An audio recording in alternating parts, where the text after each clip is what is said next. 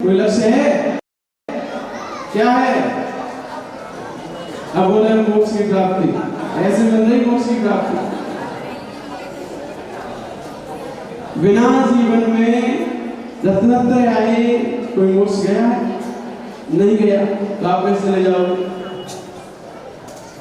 तो हमें हर साधना, हर भगवान की प्रार्थना इसी लक्ष्य को लेकर करनी चाहिए कि हमारे जीवन में वह रत्नत्रय की प्राप्ति। क्योंकि कहा है परद्रव्यन्ते भिन्न आप में रुचि सम्यक भला है। सम्यक दर्शन क्या है? क्या है सम्यक दर्शन? क्या है? परद्रव्यन्ते भिन्न आप में रुचि सम्यक भला। यदि आप जब परद्रव्यों से रहित होकर स्वयं में रुचि करने लग जाते हो तब आपको सम्यक की प्राप्ति होगी। ये निश्चय सम्यक है। निश्चय सम्यक दर्शन किसे कहते हैं? जब हमारा इस संसार के प्रत्येक परद्रव्य से रुचि हट जाती है और स्वयं में रुचि पहुंच जाती है, वहीं पर सम्यक दर्शन की प्राप्ति हो।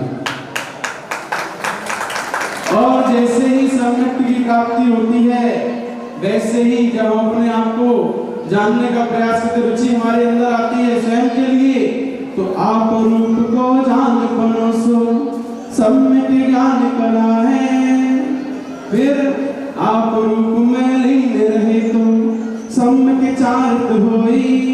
ये 3 प्रकार के रत्नत्रय हैं। निश्चय रत्नत्रय कि सबसे पहले परद्रव्य से भिन्न आप में रुचि सम्यक होना। सब आज हम उस रत्नत्रय के समापन पर ये संकल्प करें कि हम दिन में भले ही 1 मिनट के लिए, कितने दिन के लिए? 1 मिनट के लिए स्वयं को देखने का प्रयास करें। स्वयं से ये कहेंगे कि मैं जीव हूं, इस शरीर से रहे मैं आत्म तत्व हूं। कभी कहते हो अपने आप को? ये सुनाते हो कभी? फुर्सत मिलती है कभी सुनाने की? 24 घंटे में से 10 सेकंड भी मिलते हैं कि हम अपने आप से कह पाए कि मैं इस शरीर से रहित हूं और मैं शुद्ध आत्म तत्व हूं। कहीं फुर्सत मिलती है ऐसा कहने की अपने आप से?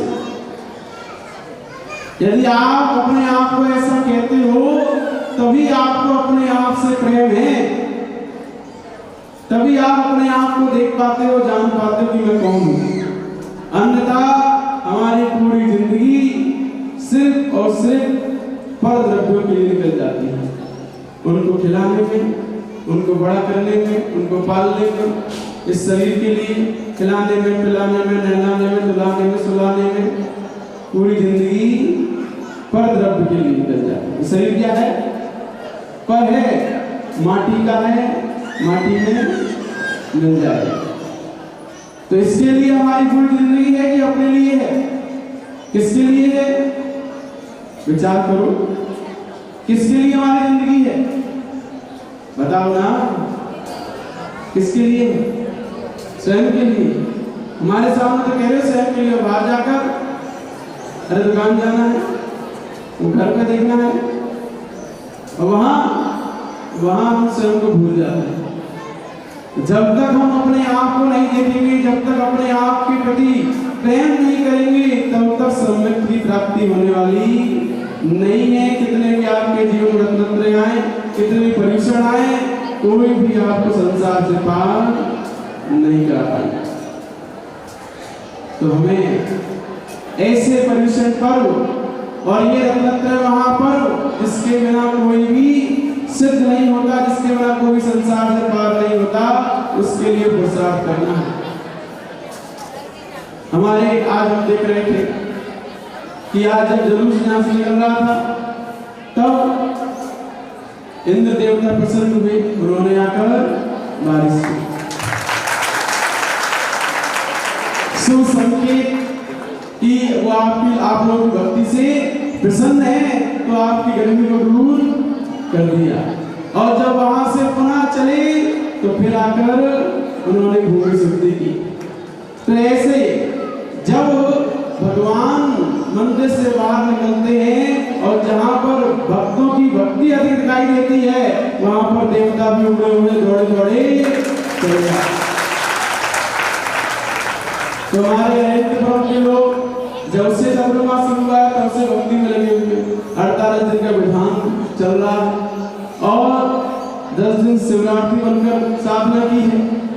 तो साधना का और उस भक्ति का एक फल है कि आपकी भक्ति के साथ देवता भी आपके साथ चल रहे थे। तो ऐसी भक्ति हमें किसके लिए करनी है? रत्नत्रय पाने की। हमारा लक्ष्य वही होना चाहिए, रत्नत्रय का, जिससे कि हम इस संसार के दुखों से बच पाए। तो अपने आप को जानने की कला सीखो, क्योंकि आप रूप को जान परोसो सब में ज्ञान कला है। वही सब में ज्ञान है जब हम अपने आप को जान पाते हैं। तो ऐसी भक्ति किसके लिए करनी है? भगवान को जानने के लिए और स्वयं को जानने के लिए। आज वो रत्नत्रय महापर्व है, तो आज आपको हमने कहा ना सिर्फ 1 मिनट। मंत्री जी बहुत दुनियादारी में समय निकल जाता है हमारा, कभी पंचायत में है तो इसका भी समंदर, कभी समंदर, कभी समंदर, बहुत समय निकल जाता है दूसरों के लिए। 1 मिनट अपने लिए बैठकर अपने आप से कह देना चाहिए कि मेरा किसी से कोई संबंध नहीं है, मुझे अपने आप में लीन रहना है। मैं इस शरीर से रहित शुद्ध आत्म तत्व हूँ। 1 मिनट के लिए अपने आप को सुना लिया करो।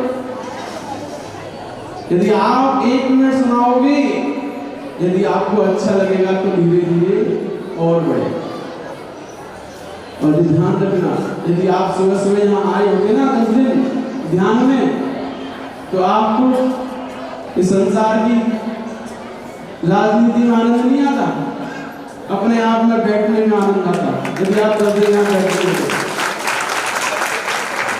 जो लोग बैठे हैं उस ध्यान में, उन्हें पता है कि किस प्रकार का आनंद की अनुभूति हमें हुई थी। उन्हें पता है कि निराकुल होने में, सारे झंझटों से मुक्त होने में जो शांति है, जो सुख है, वो सुख इस संसार के झंझटों को लेकर जीने में नहीं है। इसीलिए ऐसे रत्नत्रय महापर्व पर अपने अंतरंग में रोज अपने आप को सुनाना है कि मैं कौन हूँ। कौन हूँ आप लोग? हैं? पापी आत्मा? क्या कह रहे हो? शुद्ध आत्मा? अच्छा, हमें लगा पापी आत्मा। तो भाई अभी हम पापी आत्मा ही हैं, क्योंकि हम लगे हुए किसमें? पाप क्रियाओं में। जब तक आप अपने आप को इस संसार के झंझटों से दूर करके स्वयं के हित के लिए पुरुषार्थ नहीं करोगे, तब तक कौन है हम? दुष्ट आत्मा। कौन है? रोज हम बोलते ना, मैं पापी हूँ, दुष्ट हूँ, अपराधी हूँ, बोलते हैं। लेकिन कोई आपसे कहे तो बेकार लगता है। तो बेकार क्यों लग रहा है भैया? वो सही कह रहा है आपसे कि आप पापी हो, दुष्ट हो, अपराधी हो, मायावी हो, लोभी हो। कह रहा नहीं कह रहा? तो बेकार क्यों लग रहा है? आप अपने आप से कहते हो तो अच्छा है, कोई दूसरा कह दे तो बेकार लगता है, क्योंकि हम उसको स्वीकार नहीं करते, ऊपर से कहते रहते हैं कि मैं पापी हूँ, दुष्ट हूँ, अपराधी हूँ, ऊपर से। अरे स्वीकार करो कि मैं पापी हूँ। जब आप स्वीकार करोगे तो आपसे तो कुछ भी कहेगा, आपको बुरा नहीं लगेगा, तभी आपके अंदर क्षमा धर्म आएगा, तभी क्षमावाणी करो बनाना सार्थक हो पाएगा। जब आपके अंदर किसी के प्रति भी कोई बैर भाव नहीं। गलतियां सबसे होती है। ये महिलाएं रोज गलती कर रही हैं और अभी भी कर रही हैं, अभी भी कर रही है शांत ना होकर। तो गलतियां सभी से होती हैं। ऐसा संसार में कोई नहीं जिससे गलती नहीं होती। अगर गलती नहीं होती तो वो इंसान ही नहीं, भगवान बन जाता। क्योंकि गलती किससे नहीं होती? भगवान से। गलतियां तो इंसानों से ही होती हैं, लेकिन जब हमारे हृदय में विशालता होती है, उदारता होती है, तब हम उन गलतियों को नजरअंदाज करके उनको क्षमा करते हैं। तो जब हृदय की सालता उदारता हमारे अंदर आती तो वह क्षमावाणी पर्व मनाना सार्थक हो पाता है। तो आज हम जो क्षमावाणी पर्व मना रहे हैं, रत्नत्रय पर्व मना रहे हैं, ये दो पर्व एक साथ हम मना रहे हैं। तो आज क्षमावाणी पर्व के अवसर पर उनके पास जरूर चले जाना जिनसे ऐसी है, जिनसे ऐसी हो गई है, उनके पास जरूर जाकर क्षमा मांग लेना। अब वो उसकी है, फिर वो क्षमा करे या ना करे, वो अपने अंदर अपनी कसाई को लेकर जीता रहे, वो हो जाने, उसका काम जाने, हमें अपना काम करना है। तो हमें क्षमा याचना करके अपने जीवन में इस धर्म को स्वीकार करना है, क्योंकि क्षमा करने वाला ही पारसनाथ तीर्थंकर होता है, बैर मांगने वाला नहीं।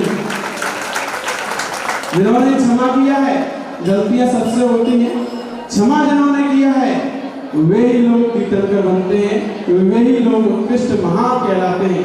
तो आपको आज दो चीज करनी है, एक अपने आप को सुनाना, मैं कौन हूँ, कौन हूँ, शुद्ध आत्मा, कौन हूँ, इस शरीर से रहे अपने आप को सुनाना है 1 मिनट रोज, एक आज ही नहीं, रोज। यदि आपको अपने आप से प्रेम है तो, नहीं तो आप इस शरीर से और परिवार से और व्यापार से मोह करते रहते हो, वही सुनाते रहते हो, हमें ये करना है, वो करना है, ये करना है।